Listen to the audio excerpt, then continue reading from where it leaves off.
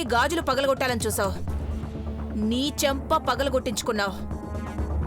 బక్కదానికి సుడుందంటే నువ్వు నమ్మలేదు కదా. అదేం చేసినా చెల్లుతుంది నీలో. అది ఏం చేసినా చెల్లుతుందా? దానికి అంతమంది సపోర్ట్గా ఉన్నారు. మరి దాన్ని దేవ వెనకేసుకొస్తాడాంటీ. ముందు మాత్రం ఉండేది ఆ ఐశ్వర్యనే. పార్వతిని మాట కూడా అననివ్వదు, దెబ్బ కూడా పడనివ్వదు.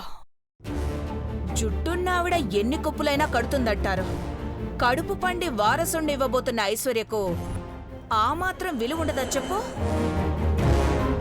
నువ్వా అటూ ఇటూ కాకుండా అడకత్తెరలో ఇరుక్కున్నావు. ప్రపంచం దృష్టిలో దేవాకు భార్యవి, కానీ పెదబాబు దృష్టి మాత్రం నీ మీద పడదు. చిన్నబాబు తండ్రి కాబోతున్నాడు కాబట్టి అతగాడికి కూడా ఇంపార్టెన్స్ పెరిగిపోయింది. ఐశ్వర్య గర్భం పెరిగే కొద్దీ దాని దర్పం పెరుగుతూ పోతుందాటి. అదే కడుపు కొట్టుకొని బోరున ఏడుస్తూ గర్భశోకాన్ని అనుభవిస్తే ఎలా ఉంటుంది చెప్పు? నీలాంబరి, అవునాంటీ, నేను డిసైడ్ అయిపోయాను. నా చేతికి పచ్చగాజులు వేసుకునే అదృష్టం లేదని వెక్కిరింతలా పార్వతి గాజులేసుకొని నా కళ్ళ ముందు తిరుగుతోంది. దాన్నేవన్నా అంటే నాకు బుద్ధి లేనట్టు ఐశ్వర్య నన్ను తిడుతుంది. పని మనిషిని తోబుట్టువుల ఫీల్ అయ్యే ఐశ్వర్యే పార్వతి జుట్టు పట్టుకొని కొట్టేలా చేస్తాను. ఐశ్వర్య కడుపు కొడతాను. అందులో ప్రాణం పోసుకుంటున్న బిడ్డ చావుకి పార్వతే కారణమయ్యేలా చేస్తానంటీ. నా ప్లాన్ వర్కౌట్ అయితే పార్వతి బయటికి పోతుంది. మరి ఐశ్వర్య పరిస్థితి? దానికేమంటీ, 2 రోజులు హాస్పిటల్లో సెలైన్ బాటిల్స్ ఎక్కించుకుంటుంది. అర్జెంటుగా అమలు చేయబోతున్న నా ప్లాన్ని ఎవరాపుతారు?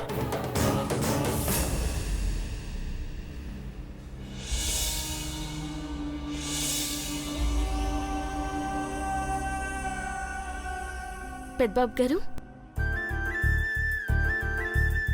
పార్వతి, నువ్వు తీసుకొచ్చావేంటి?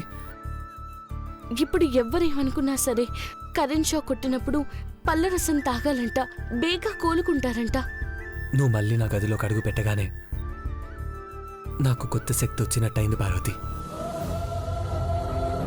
పార్వతి, నువ్వు రోజు వస్తావు కదా?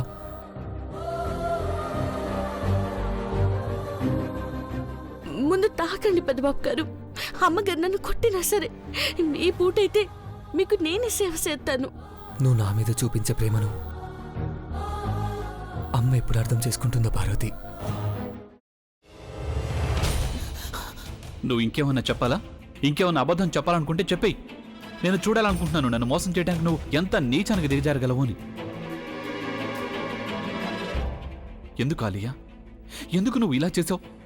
నీకు తెలుసు కదా నానమ్మ తర్వాత నీ ఒక్కదానిని కదా నేను పూర్తిగా నమ్మేది. ఏమన్నావు నువ్వు? ఈ మధ్య అన్నిటినీ మర్చిపోతున్నావా? అది చాలు. వాటిలో ఉన్న శక్తి విషయాన్ని గ్రహించి మనకు వివరిస్తాయి.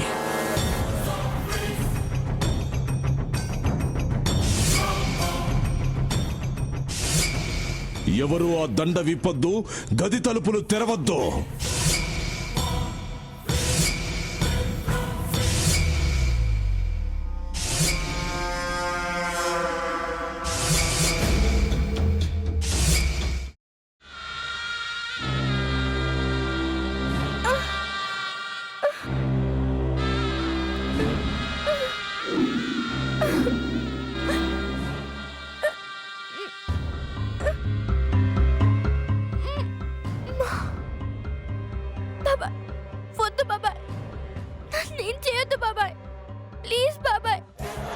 నిజం తెలిసినప్పుడే నా ఆలోచనలో నువ్వు చచ్చిపోయావు.